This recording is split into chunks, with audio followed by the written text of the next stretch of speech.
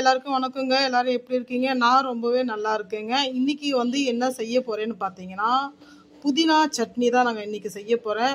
So புதினா சட்னில நெறைய variety இருக்கு. ஸோ இன்னைக்கு நான் செய்ய போற இந்த புதினா சட்னி கண்டிப்பா நீங்க ட்ரை பண்ணீங்க. இதுக்கப்புறம் நீங்க வந்து கண்டிப்பா இதே மாதிரி தான் நீங்க வேணும்ன்ட்டு வீட்ல கேட்பீங்க. இப்போ அதுக்கு தேவையான பொருட்கள் என்னென்னன்ட்டு பார்த்தீங்கன்னா, புதினா. நமக்கு வந்து எத்தனை பேருக்கு சேர்த்துக்கிறோமோ அந்த அளவுக்கு நீங்கள் புதினா எடுத்துக்கங்க. அதில் கொஞ்சம் கொத்தமல்லி எடுத்திருக்கேன்.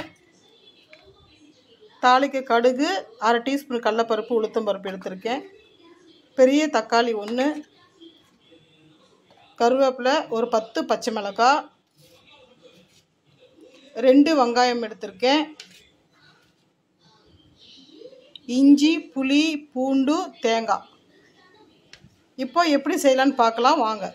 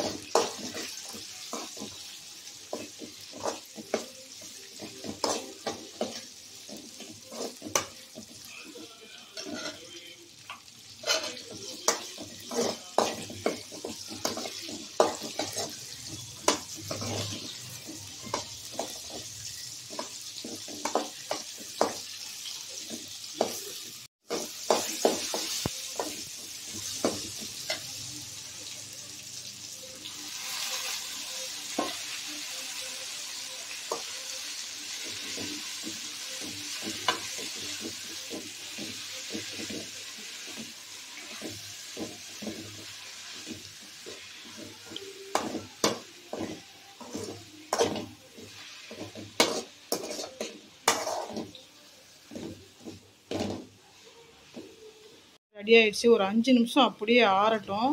நம்ம எத்தனை தான் விதமான ஒரு சட்னியை செஞ்சாலும் பாருங்கள், புதினா சட்னி மாதிரி வரவே வராது கண்டிப்பாக.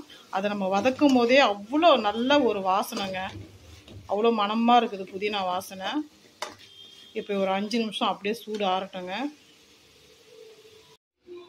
இப்போ இதில் வந்து நான் 1 டீஸ்பூன் அளவுக்கு நான் சால்ட் எடுத்துருக்கேங்க.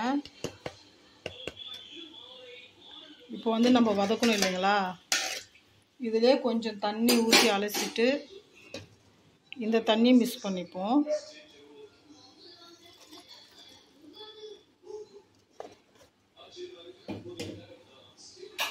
இப்போ அரைச்சிக்கலாம்.